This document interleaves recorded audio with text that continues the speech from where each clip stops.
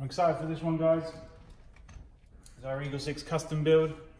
Eagle 6 custom number 3, I think, on the website. You can find it in the Eagle 6 custom section. And it's basically our way of doing external builds. We're offering to them. All of our guns are available with upgrade packages on, but it's very difficult for us to sort of offer any sort of custom work. So we're going to be doing pre-built guns on the website under the Eagle 6 custom section, and you'll be able to choose the exact shape, and basically it all comes as pictured. So this is the sort of first one we're doing in that sort of custom section, and it looks gorgeous. So obviously we've got the genuine Magpul CTR stock at the back here, with the PTS grip, PTS mags. It's the base gun is the next generation recoil shock. I've just got removed here the scope, the red dot sight, but it comes with a tan red dot sight.